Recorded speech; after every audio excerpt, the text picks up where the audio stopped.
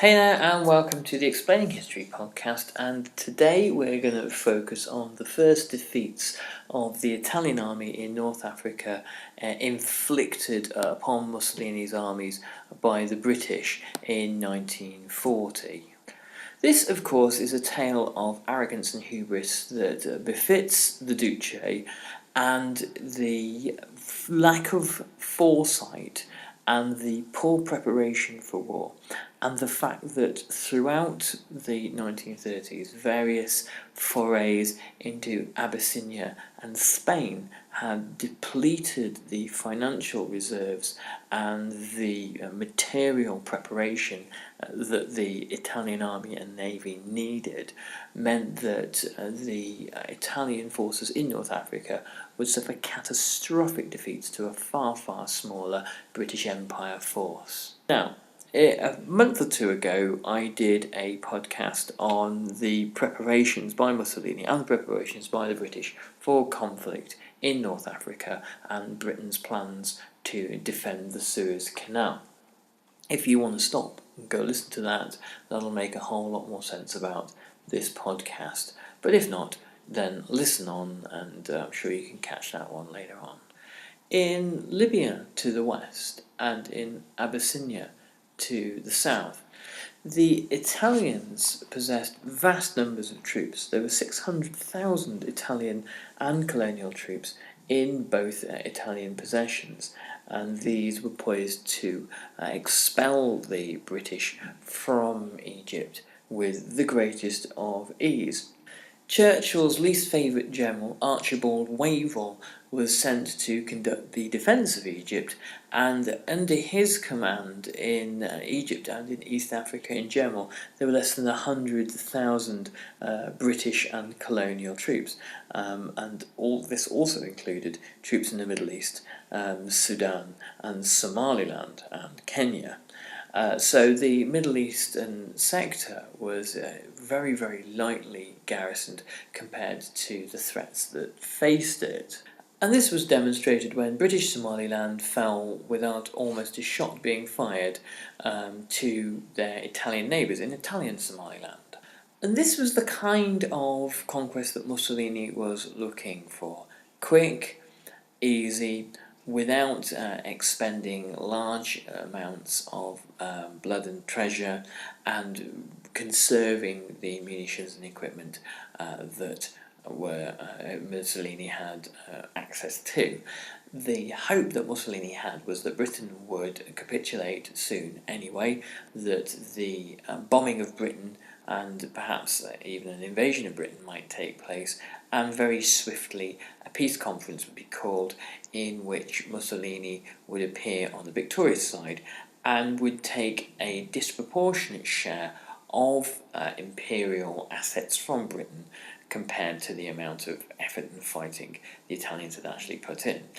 Max Hastings in All Hell Let Loose reports that one Italian journalist wrote, "We want to reach the Suez with our own forces alone. Perhaps we will win the war, not the Germans." And it's easy to write these things off as deluded, which certainly they are, but it also tells us an awful lot about the perspectives of people at the time. The British were by no means convinced that they would hold Egypt. They were no means convinced that they would hold the Suez Canal. British armies would fight to the death to maintain it, to maintain access to Suez, and Churchill would have ordered innumerable divisions into battle, every man he could have laid his hands on to make sure that Suez didn't fall.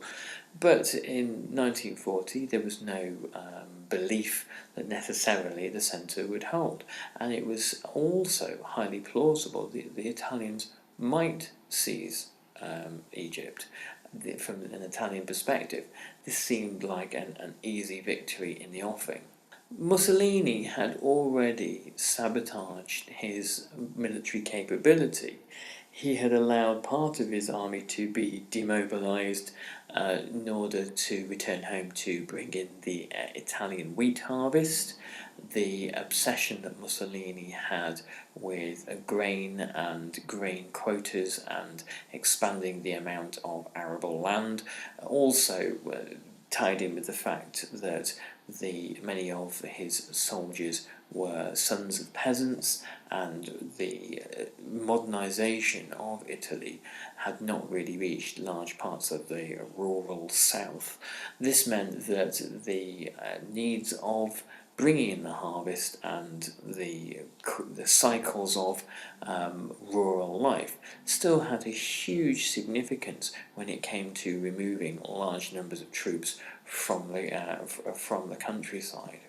Not only had Mussolini failed to seize Malta, which was in the hands of Great Britain and would be a resupply base for British ships crossing the Mediterranean to connect Egypt up with Great Britain, but Malta would also be a key airfield for British bombers and anti-submarine aircraft and everything else in the skies that Axis forces really didn't want to see. He planned operations in both Greece and Yugoslavia, and instead of concentrating his energies on one task, Mussolini, in his particularly erratic and characteristically impulsive manner, made sure that his attempts to seize territory spanned both Europe and North Africa. This was a crucial mistake. Forced concentration is vital when taking on a technologically advanced enemy such as Great Britain that was entrenched and had the opportunity and had the advantage of being the defender. Max Hastings again writes, "An Italian diplomat vented his disgust on the mood he encountered during a visit to Milan. Everyone thinks only of eating, enjoying themselves, making money, and relaying witticisms about the great and powerful. Anyone who gets killed is a jerk. He who supplies the troops with cardboard shoes is considered a sort of hero." A young Italian officer wrote home from Libya, "We're trying to fight this war as though it were a colonial war in Africa, but this is a European war, fought with European weapons against a European enemy. We take too little account of this in building our stone forts and equipping ourselves with such luxury." In many ways, the campaign in Africa was fascism's ideological chickens coming home to roost. The chaos and the corruption of Mussolini's regime had meant that the profiteering that went on in Italy that involved the supplying of inadequate equipment to Italian soldiers in North Africa and the embezzlement of large sums of public money, along with the boasts and the wild, overly optimistic projections of Mussolini, who believed, as Hitler did, but with even less rigour, that simply the will to fight and obey would be enough to see men over the top and interaction against the British, and that concepts such as planning, logistics, supply chains, and the adequate equipment of an army moving across a desert really were irrelevant, that this would be a defining moment in Italian national history, and that martial vigour would shape Italians. War, struggle and bloodshed would really forge the nation into a mighty warrior people. All this is, of course, complete fantasy, and wars are not won on willpower alone, or really willpower at all. Wars are really won on logistics, production, supply chains, and the ability to get fuel, food, equipment and munitions to men when they need it. Hitler, as a gesture of solidarity with his Axis ally, offered Mussolini 2 armoured divisions to help him in North Africa, which would perhaps have pushed all the way through to the Suez Canal. One of Mussolini's main problems was lack of armour and transport. Mussolini dismissed this, and he didn't want the Germans from taking any part of what he perceived as being his victory.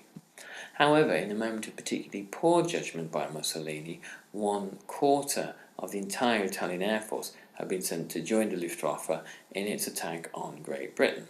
And one of the deciding factors in the brief desert war that Mussolini attempts to fight against Britain was lack of air support. The Italian army is virtually defenceless from the skies.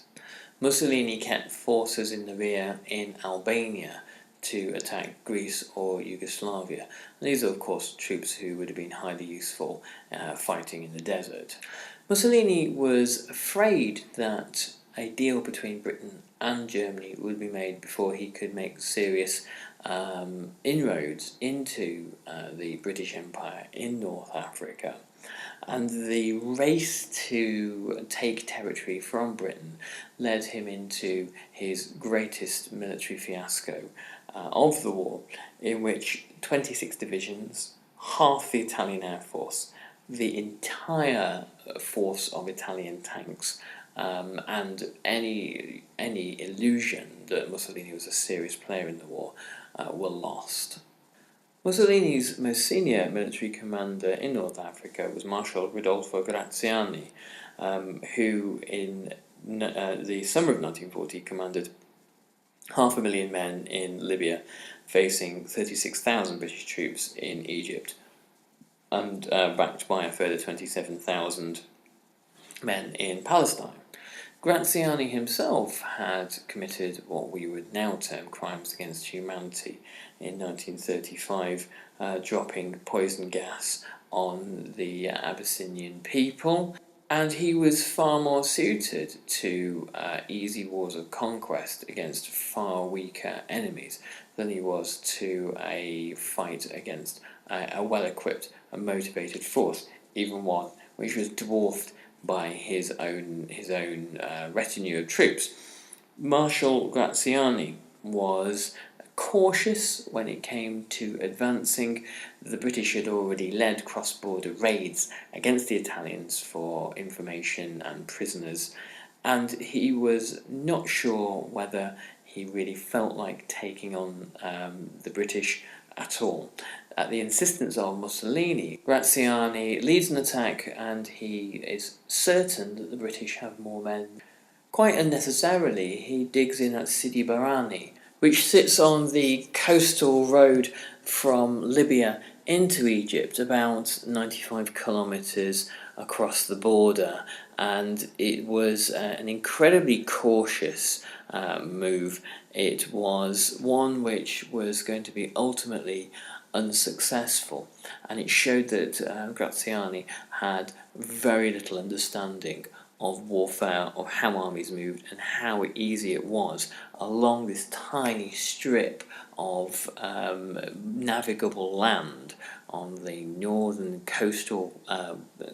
coastline of North Africa to be outmanoeuvred and encircled. Graziani stopped at Sidi Barani for 3 months. Mussolini, furious, demanded that there be action, demanded there be movement, desperate that something happen, some defeat of the British occur before the war came to an end. Churchill was also demanding some kind of victory following Dunkirk and following the removal of the British Expeditionary Force from Europe. He was certain that North Africa had to be the place that the battle was taken to the Axis, and it had to be the place that the British were given their first great victory, and this would bring up morale and keep Britain in the war. More importantly than this, Churchill also had to present a success to Roosevelt. Roosevelt, who Churchill was so keen to eventually bring into the war and to keep a supply of credit and of munitions crossing the Atlantic to Britain. And it was important that the American public saw that the British were able to fight back and were not a lost cause.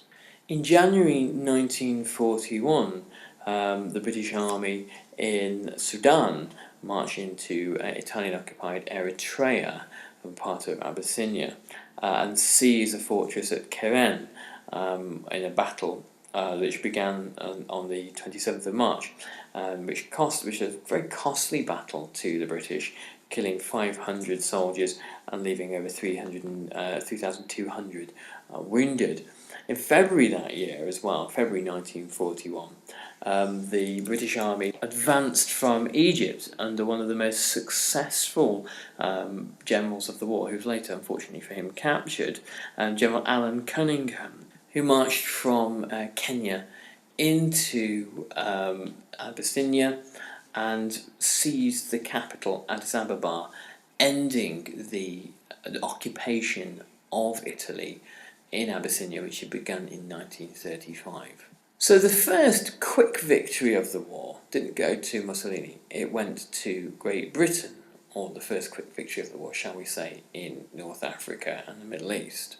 One thing that's always worth noting with these kinds of campaigns, that while combat deaths were very low, the British saw some 75,000 men succumb to sickness, and of which 744 died.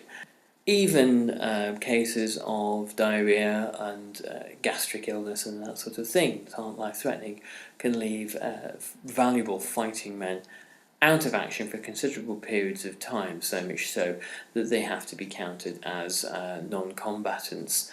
The Italians lost 300,000 troops taken prisoner.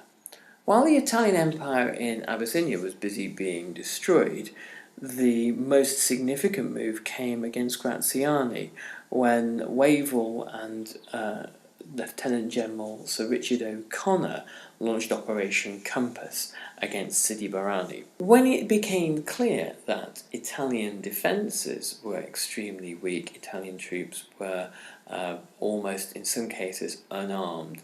They hadn't eaten, were thirsty, demoralised, hungry, and ready to surrender in large numbers. The scope of the operation dramatically increased. The British Imperial forces advanced into Libya, taking huge numbers of prisoners, moving very, very quickly. And it's this speed which is the key to their success. They were motorised. The British Army moved their troops around in lorries, with jeeps, and were supported by light tanks. And this also meant that they could move large quantities of water around too. These were some of the things that Mussolini had neglected to provide his troops with in sufficient quantities. However extraordinary these victories seemed, skilled military onlookers in the Soviet Union, in America, and in the Axis powers saw them for what they were, relatively insignificant. And they were insignificant particularly because at this point they didn't feature the Germans, and that any fight between Britain and Italy was inevitably going to be a sideshow, and any struggle between Britain and Germany before Barbarossa was going to be decisive in the outcome of the war. This was not how people in Britain saw it. There was a great deal of excitement and rejoicing at victories over Italy in North Africa, and it did do a significant amount to augment British national pride. There was a great deal of interest in the war in North Africa, and by early February, O'Connor's army had moved 500 miles from its start point, and following the fall of El Aquila, the road to Tripoli was open and British troops looked poised to conquer all of Libya. In a later podcast, I'm going to talk about the disaster for the British Army in Greece and Crete, and it was a particular tragedy because as O'Connor's army raced across Libya to seize Tripoli, it ground to a halt as Churchill ordered 4 divisions, including the New Zealand division and much of the Australians, to Greece in order to defend the country which was seemingly indefensible. This wouldn't be the first or the last time in the war that Churchill's personal intervention led to unnecessary and catastrophic setbacks. The timing was particularly unfortunate as the German Africa Corps had been dispatched to aid Mussolini and to prevent the collapse of Mussolini in North Africa, led by the maverick German General Erwin Rommel, about whom we'll hear more later on. The British supply line was also enormously overstretched, as we'll see with North Africa. There's a great deal to be said on the subject, and this will take another few podcasts to finally work our way completely through. There would be an elastic campaign of stretching supply lines on both sides, and when the British left Egypt and made their way through Libya, their supply line extended to breaking point. So, and the moment that success was closest, as they closed on Tripoli, the army started to grind to a halt. It began to lose manpower to the defence of Greece, and it also began to find it harder and harder to resupply itself, and a powerful new enemy was being unloaded at the docks of Tripoli itself. The Abyssinia campaign, whilst it had been swift and successful, it had seized a large amount of territory which had to be garrisoned by British and Commonwealth troops, which was of questionable value. It had been of questionable value to Mussolini, and the British had become used to fighting Italians who were poorly led, poorly trained, and poorly motivated, and they were in for something of a shock when the Africa Corps entered the battlefield, particularly with 88mm artillery, which could destroy British tanks from a safe distance. One success that Operation Compass had was quite unintended. It kept Spain out of the war. Franco in 1940 had been weighing up the possibility of throwing his lot in with Hitler. Hitler had a meeting in the Pyrenees on board his train with Franco, in which Franco essentially asks for vast amounts of North African territory to be transferred from Vichy France to him in return for his participation in the war, some fairly minor stuff such as seizing Gibraltar, and Hitler couldn't do this, knowing that he had to placate his new Vichy France ally, and that Franco was asking for an awful lot in return for not very much. Franco wanted to make sure that the British had been already defeated by Germany and possibly Italy before he risked anything, and the fact that O'Connor had led such a spectacular defeat of Italy in Sidi Barani and into Libya made Franco very, very cautious indeed. Mussolini had his eye on the same French colonies in Africa and was keen for Franco not to be involved. And when plans to seize Gibraltar using a Spanish and German combined force were shelved, it was because in February 1941 Hitler was beginning to see the entire Mediterranean theatre as an irritant and a sideshow, and of course was starting to turn his attentions to Russia. A Spanish intervention in the Second World War would have doomed Gibraltar. It would probably also have doomed Malta as well, and would have lost the British any chance of controlling the Mediterranean.